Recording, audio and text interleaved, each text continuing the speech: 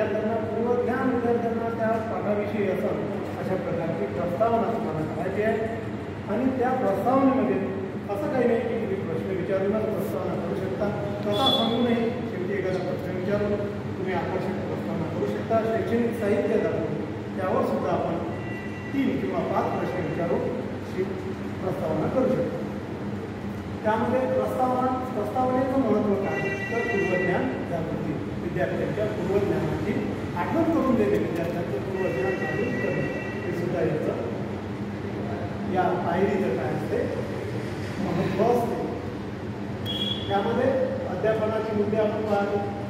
जे तुम्ही शिकवणार आहे त्यामध्ये अध्यापनाचे मुद्दे त्यानंतर उद्दिष्ट समजलं आहे. उद्दिष्ट काय तर प्रस्तावनेचं उद्दिष्ट काय तर विद्यार्थ्यांची पूर्वज्ञानाची जागृती करून देणे, त्यांचं ज्ञान जागृत करणे.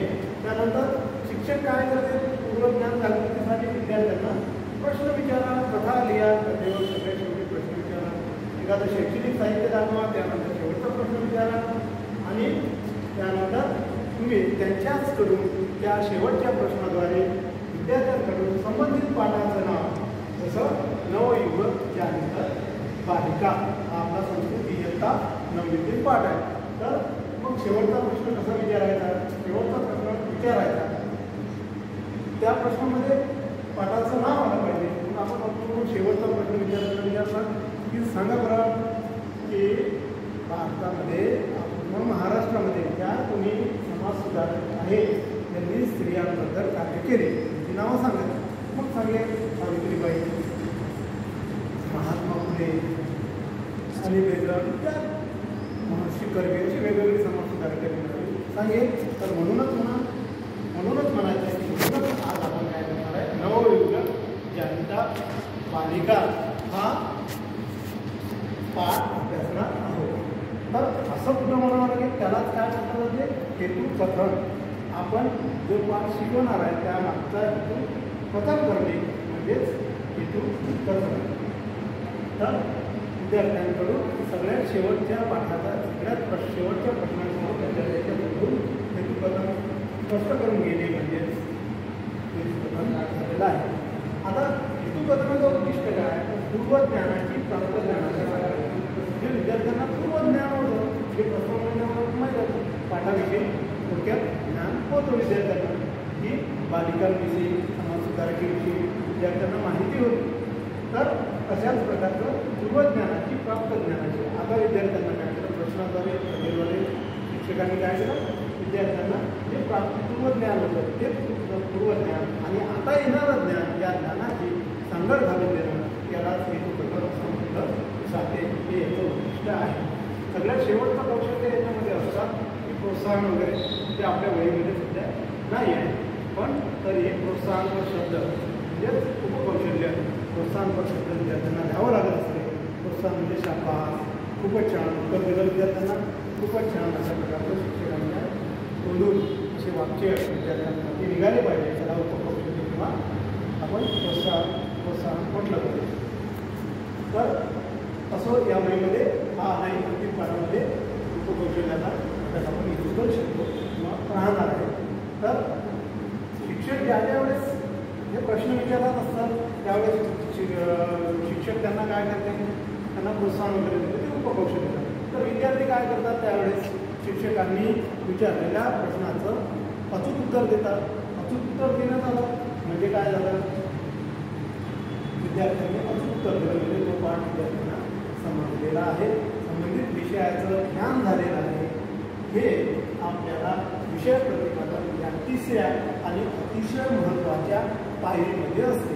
त्याला विषय प्रतिपादन एक्सप्लेनेशन. आता आपल्याला मुख्य पाठ काय करायचा आहे शिकवायला सुरुवात करायची आहे. तर शिकवायला आपण वेगवेगळं म्हणजे जसं विद्यार्थ्यांकडून पाठ घेणे वाचन करून घेणे किंवा शिक्षकांनी सुरुवातीला वाचून विद्यार्थ्यांकडून वाचून घेणे आणि नंतर शिक्षकांनी त्याला समजावून सांगणे प्रकट वाचन विद्यार्थ्यांकडून वाचन करून घ्यायचं. नंतर शिक्षकांनी त्याचं एक्सप्लेनेशन स्पष्टीकरण शिक्षकांनी त्यांना देणे म्हणजेच विषय हा मोठी स्टेप असते. त्यामध्ये आपण वेगवेगळ्या प्रकारचे जर आपण चेतक बदल म्हणतो उपकौशल्य म्हणतो याचा सुद्धा वापर केला जातो. शैक्षणिक साहित्यसुद्धा शिक्षक विद्यार्थ्यांना दाखवतात. तर ते विषय विद्यार्थ्यांकडून कविता असेल तर ती गायनसुद्धा करून घेतली जाते. अशा प्रकारे विषय प्रतिपादन ही पाहिजे अतिशय महत्त्वाची असते. म्हणजे साधारणतः विषय हा प्रतिपादित केला जातो, स्पष्टीकरण केला जातो आणि त्यामध्ये मग विद्यार्थ्यांना प्रश्नसुद्धा विचारले जातात. तर त्यामध्ये प्रश्न विचारून किंवा स्पष्टीकरण करून वेगवेगळ्या पद्धती आहेत, वेगवेगळ्या ज्या पद्धती आहेत त्यासुद्धा गटचर्चा पद्धती आहे त्यानंतर सुद्धा विद्यार्थ्यांना विषय करता येईल. असं त्यानंतर पाठ झाल्याच्यानंतर सगळ्यात महत्त्वाचं म्हणजे संकलन. पाठ संपला मग विद्यार्थ्यांना काय म्हणायचं की विद्यार्थ्यांना म्हणायचं की आज अशा प्रकारे आपण नवयुग त्यानंतर बालिका हा संस्कृत इयत्ता नववीतील पाठ अभ्यासलेला आहे.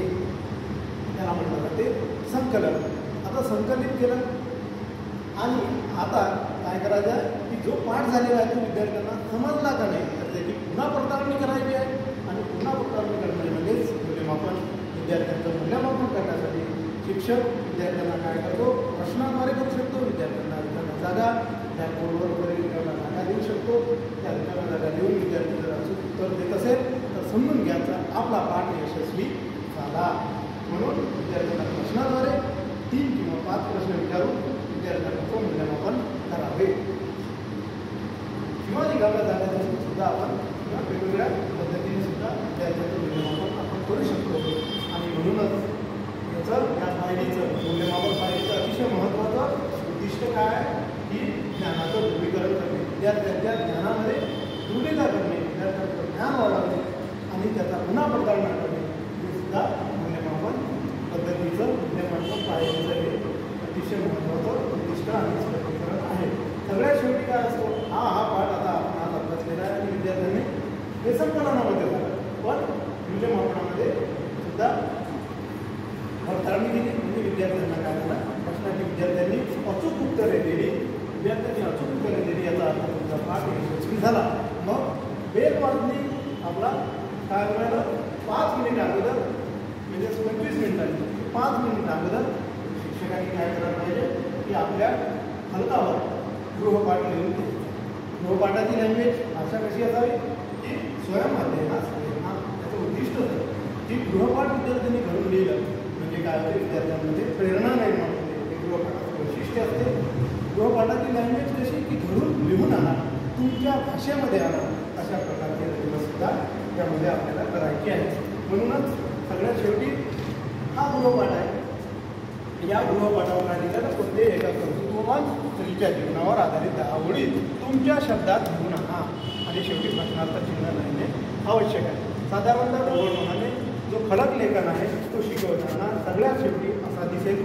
सगळ्यात शेवटी आपल्याला गृहपाठ दिसेल. त्यानंतर पाठामध्ये वर्ग इयत्ता तुकडी फलक पटवावर किती विद्यार्थी आहे, गैरहजर किती आहे, वेळ किती आहे, उपघटकाचं नाव, निबंध पाठाचं नाव, गद्य आहे पद्य आहे किंवा विषयाचं नाव, अशा प्रकारे पाठ्यमुद्दे पाठामध्ये तुम्ही जे जे विषय शिकवलेला आहे त्या पाठातील संपूर्ण पाठातील जे जे ठळक मुद्दे आहेत ते मुद्देसुद्धा याच्यामध्ये लिहिल्या जाईल. जसं बालिका अहम बालिका हा. त्यानंतर दुसरा मुद्दा अतिशय महत्त्वाचा होता त्यामध्ये दुसरा परिक्रम होता दुर्गा ती कालिका. रूढी वंजन म्हणजेच रूढी काय करणे भंग पावणे, रूढी नष्ट करणे. त्यानंतर मानवता भूमिका. मानवता भूमिका म्हणजेच मानवाला काय करायचं कोणाचाही कुठल्याही प्रकारचा भेदभाव स्त्री असो पुरुष असो दीन असो दुबळे असो स्पृश्य असो कोणताही भेदभाव म्हणता काय करायला पाहिजे केवळ मानवतेची पूजा करायला पाहिजे. हा उद्देश या पाठामध्ये कवी लेखकांनी सांगितलेला आहे नवयुग जाणता बालिका या पाठामध्ये. आणि मग शिकवता शिकवता हा मुद्दा बालिका अहम रूढीव्यंजन मानवता कठीण शब्द आला म्हणजे मा दरयुक्त म्हणजे तुडवू नका. त्यानंतर रूढीव्यंजन म्हणजे रूढी मोडणे. त्याच्यानंतर शिकवता शिकवता तो शब्द आला मी शिकवत आहे रूढीव्यंजन मान म्हणजेच रूढीला काय करणे नष्ट करून टाकणे. मा म्हणजे नको आणि मानवता सगळ्या शेवटचा पॉईंट काय महत्त्वाचा की मानवता भूमिका नवयुग जाणता म्हणजेच नवयुगातल्या ज्या स्त्रिया आहेत नवयुगामध्ये जन्माला ज्या स्त्रिया आलेल्या आहेत तर त्या स्त्रिया कशा आहेत तर केवळ मानवतेच्या पूजा करणाऱ्या आहेत. असं मी नवयुग किंवा विद्यार्थ्यांनी विचारला प्रश्न विचारला की नवयुग जाणिका म्हणजे तर शिक्षक काय करतो नवयुग ज्ञानीचा म्हणून म्हणजे नवीन युगात जन्माला आलेल्या अशा प्रकारचा कठीण शब्द फलकांवर लिहितो. अशा प्रकारचं चित्र अशा आणि सगळ्यात शेवटी यामध्ये इथे तुम्ही शैक्षणिक साहित्यसुद्धा यामध्ये आपण इथं जोडू शकतो की स्त्रिया शैक्षणिक चित्र शैक्षणिक साहित्याचे चित्र आपण इथं जोडतो. अशा प्रकारे हा तुमचा पाठ असावा. अशाच प्रकारे 5 पाठ तुम्हाला संस्कृत विषयाचे काढायचे आहे. हा डेमो आणि अशाच प्रकारे तुम्हाला अंतिमसुद्धा पाठासाठी सुद्धा अतिशय उपयुक्तच आहे. कोणताही विषय असो त्याच्यावर आपल्याला संस्कृत आहे, पण कोणतेही विद्यार्थी असो त्यांना साधारणतः याच पायऱ्यांनी आणि याच सिस्टीमनी आणि अशाच प्रकारे हा पाठ दिसेल आणि या पायऱ्यांनी शिक्षक विद्यार्थ्यांनी या प्रशिक्षणार्थी पाठाचं काढावं. अंतिम पाठाचं सुद्धा पाठ अशाच प्रकारचा आहे. त्यामुळे कसं आहे अतिशय महत्त्वाचं फक्त विषय कोणताही असो, विषय बदलेल, पाठ कोणताही असो, घटक बदलेल, नाव बदलेल, उपघटकाचं नाव बदलेल, आणि पद्धती मात्र मुद्दे मात्र अशा